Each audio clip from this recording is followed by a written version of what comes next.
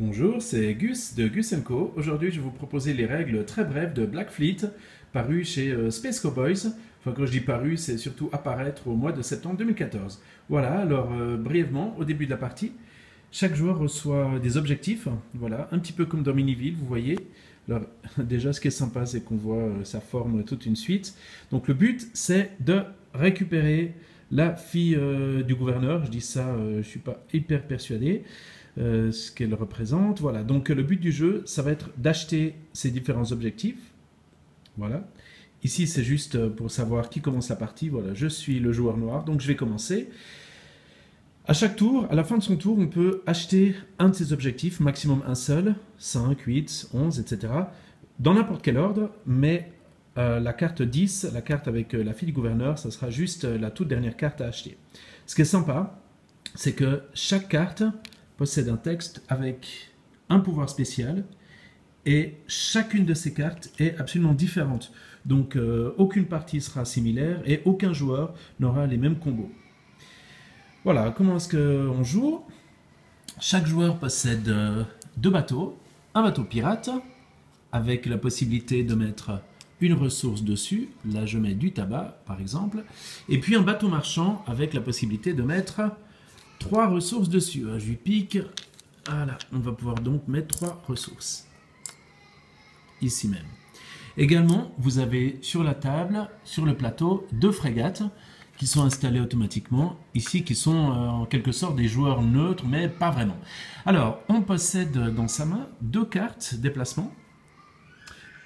Et on va pouvoir en choisir une à son tour. Alors à son tour, voilà, je vais jouer ça. Regardez bien, 2, 3 et 6. 3, c'est le pirate. 2, c'est la frégate violette. Et 6, c'est son marchand. À la fin du tour, je vais recevoir une carte fortune de mer. J'en parlerai dans quelques secondes. Alors voilà, ensuite, on va pouvoir se déplacer. On peut choisir quel bateau activer avant l'autre. Donc la frégate, ou d'abord le pirate, ou d'abord le marchand. Mettons, voilà, la frégate, je fais un 2, voilà, facile. Ensuite, le pirate, je fais 3.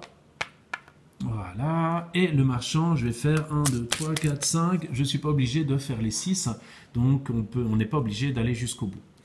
Sachant que, voilà, c'est là tout le piment du jeu, la frégate va attaquer le bateau pirate.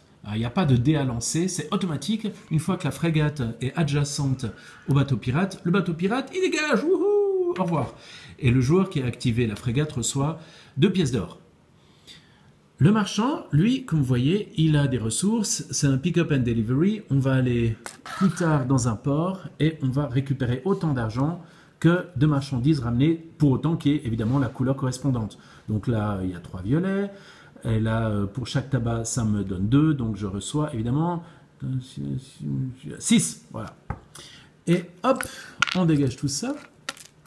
Et tout de suite, obligatoirement, automatiquement, on va reprendre 3 ressources de la ressource correspondante, non pas ici, hein, mais de la ressource correspondante de la couleur du port. Donc là, je vais recevoir du vin, on va dire c'est du vin. Donc je vais recevoir 3 cubes rouges que je vais pouvoir ensuite aller vendre dans un autre port. Voilà. Alors, j'ai parlé des frégates qui attaquent les pirates, j'ai parlé des bateaux marchands, et il faut encore que je parle des bateaux pirates. Alors, les bateaux pirates, ce qu'ils font, ils vont aller attaquer les bateaux marchands. Bon, là, ça ne va absolument rien dire parce que je m'attaque moi-même, donc c'est juste pas possible. Mais les bateaux pirates vont arriver à côté des bateaux marchands. Automatiquement, le bateau marchand va donner une ressource au bateau pirate, une seule. Obligatoirement, il n'y a pas de dé à lancer, rien du tout. Le joueur du bateau pirate reçoit 2 pièces d'or parce qu'il a attaqué le bateau marchand. Et ensuite, le bateau pirate, dans un prochain mouvement, va pouvoir aller enterrer n'importe où sur le plateau. Si vous regardez bien, là il y a un 6, c'est super intéressant. Qu'est-ce qu'on a d'autre? Ici, sur cette île, avec la petite cascade, on a 4 et on a 3. En fait, le bateau pirate va aller enterrer cette ressource. Donc, en l'occurrence, il la pose là, mais la ressource dégage. Wouhou! Et le joueur va recevoir 4 pièces d'or. Voilà, donc plusieurs manières de recevoir des pièces d'or, d'attaquer, d'enterrer, de vendre. Évidemment, toutes ces pièces d'or, comme je vous l'ai dit, permettront ensuite d'acheter ces cartes. Donc à chaque tour, on peut acheter une seule carte. Et de l'autre côté, on a donc des actions, des pouvoirs spéciaux qui vont être activés à partir du prochain tour.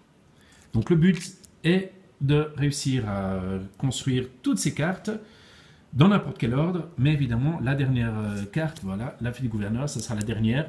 Et la partie s'arrête dès que quelqu'un a construit cette carte-là, et ça va être le vainqueur, à moins qu'il y ait égalité, parce que les joueurs ont construit en même temps, et dans ce cas-là, c'est réparti par...